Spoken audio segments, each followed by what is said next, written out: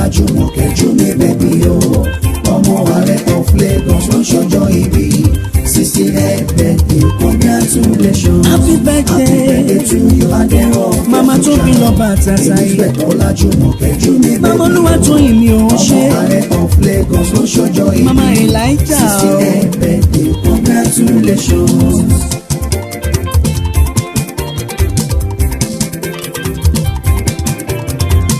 Mama Emmanuel tóbi lọ́ba o.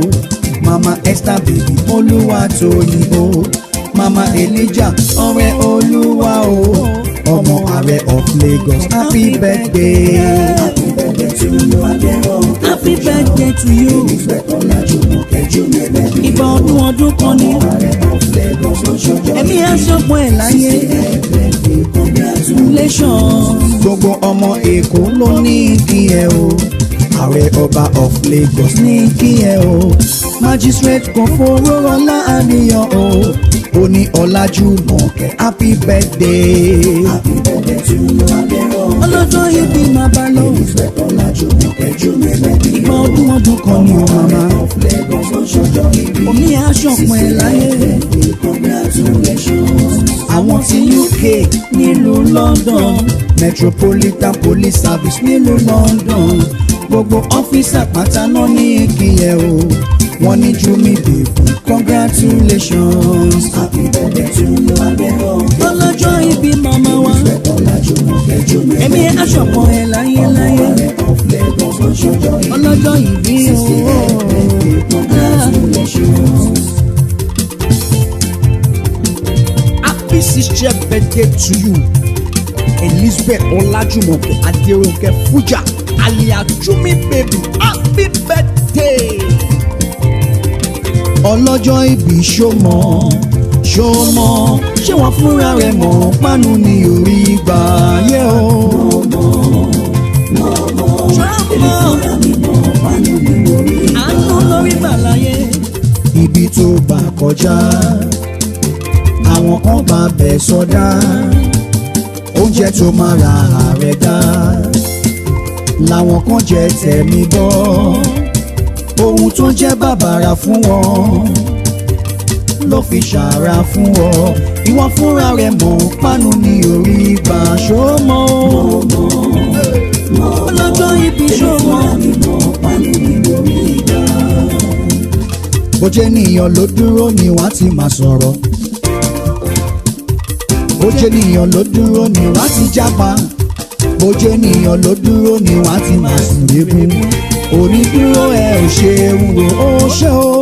Onídúró mi ẹ ṣe o. Jésù ò ṣe o. Onídúró mi ẹ ṣe o. Ọlọ́run tó mú ẹ wà láyé máa dúpẹ́ dúpẹ́ dúpẹ́. Dúró ni wọ́n ti máa sọ̀rọ̀. Ọ̀pọ̀lọpọ̀ ló Bó jẹ́ ènìyàn ló dúró ni wọ́n ti sá lọ. Bó jẹ́ ènìyàn ló dúró ni wọ́n ti máa sùn lébi. Onídúró mi ẹ ṣe o. Ìjìnlẹ̀ nínú ìjìnlẹ̀. Ẹ ṣeun o. Ìjìnlẹ̀ nínú ìjìnlẹ̀ o. Ẹ ṣeun o. Ìjìnlẹ̀ nínú ìjìnlẹ̀ o. Ẹ ṣeun o. Ẹ wo ìjìnlẹ̀ nínú ìjìnlẹ̀ o. Ẹ ṣeun o. Ọlọ́jọ́ ìbí àná rẹ̀ sọ̀rọ̀ o. Ẹ ṣeun o. Òní rẹ̀ sọ̀rọ̀ o. Ẹ ṣeun o. Kódà ọ̀la rẹ̀ á sọ̀rọ̀ o. Ẹ ṣeun o. Ẹ kí ìjìnlẹ̀ nínú ìjìnlẹ̀ o. Ẹ ṣeun o. Ẹ̀yin dèkò ẹ wọlé jọ̀. Let's go there. Ọlọ́jọ́ ìbí ló ń bọ̀ yìí o. Ló ń bọ̀ yìí o. ELIZEBETH Olajumoke Fujah. Ọmọ ẹ̀kọ́ àtàtà ọ̀rọ̀ mi sán lẹ́bẹ̀lẹ́bẹ̀ o. Ọlọ́jọ́ ìbí ló ń bọ̀ yìí o. Ló ń bọ̀ yìí o. ELIZEBETH Olajumoke Fujah. Tímọ́tímọ́ Ọlábísí Kútìmí àtàtà USA connection. Àwọn tàbí Bọ́lá Àìsàn Ìbàdàn Canada connection nílé. Tímọ́tímọ́ Mrs. Bọ́sẹ̀mí àtàtà Ògúndówọlé ọmọ wọn láwẹ́ aya wọn nílùú Ọ̀wọ̀. Ó ṣàwọ̀ Mrs. Fúnmiláyọ̀mí àtàtà yìí ọmọ kọ́díọ̀n ìṣẹ̀kírì nílé aya wọn ní ẹ̀pọ̀ ma. Pásítọ̀ Mrs. Bùsọ́lámì àtàtà Ajíbádé o ọmọ wọn ní ìsàlẹ̀ Èkó ó ní kí ẹ dáadáa. Ọlọ́jọ́ ìbí ló ń bọ̀ yìí o. Ló ń bọ̀ yìí o. ELIZEBETH Olajumoke Fujah. Àwa bá ẹjọ́ Elizabeth ṣáà máa jó. Mama Emmanuel mi àtàtà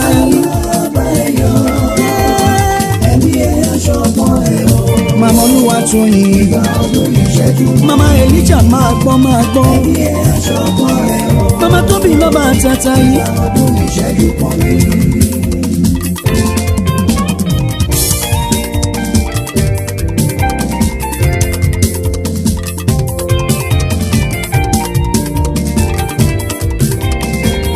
Magistrate kò fọwọ́ láàrin iyọ̀ tiwa akọniwájú adájọ́ ó ní kí n tó lọ́jọ́ ìbí ọmọ wọn nísàlẹ̀ Èkó àwọn nísàlẹ̀ pẹlẹgbẹ o ìgbà ọdún kan ní ẹ̀mẹ́yẹ aṣọ̀pọ̀ ẹ̀ láyé.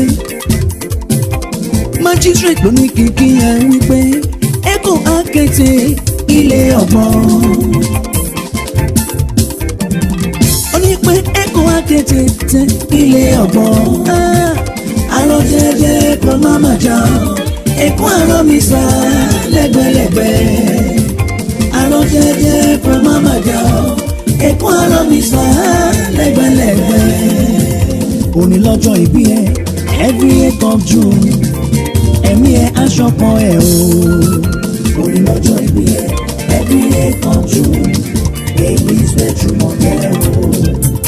Mama Emmanuel, mama Olúwatóyìn, mama Elijah ẹ̀mí ẹ aṣọ́pọ̀ ẹ o. Òní lọ́jọ́ ìbí ẹ every 8th of June Elizabeth Jumoke o. Pastor Mrs. Busola Tata Ajibade ọmọ wọn nísàlẹ̀ Èkó ló ní kí ẹ dáadáa. Tímọ́tímọ́ Mrs. Fúláyọ̀mí àtàtà yìí ọmọ kòdíọ̀n ìṣèkiri ṣànílé aya wọn ní Èkó ma. Òun náà ló ṣàwọ́ Mrs. Bọ́sẹ̀mí àtàtà yìí bọ́sẹ̀ ògùn tó wọlé ọmọ wọn láwẹ́ aya wọn nílùú Ọ̀wọ̀.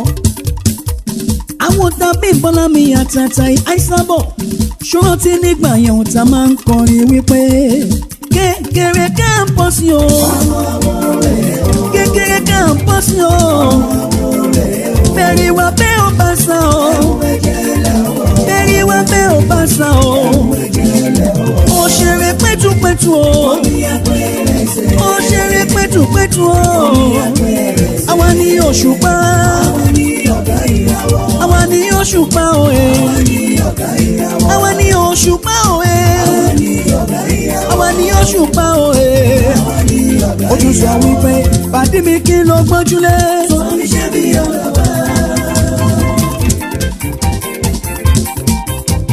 Pàdé mi kí ló gbójúlé o. Ẹ lọ sọ fún wọn. Àwa lọmọ Èkó ilé. Ẹ ṣé o. Lẹ́kọ́ ilé o. Láfíà kí ọ olówó gbowó èrè o.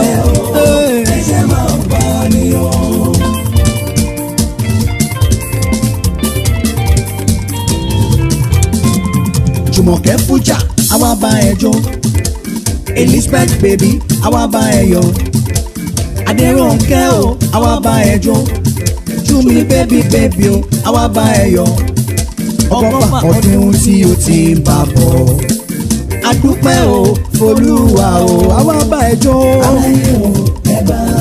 60th birthday ó wọlé wẹ́rẹ́.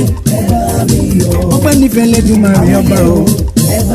Mọ́mí Tóbi lọ́ba ò máa jó. Ọgọ́fà ọdún tí mo ti ń bá bọ̀. Mo dúpẹ́ o Folúwa o. Ṣàbàdà bá dé mi dé.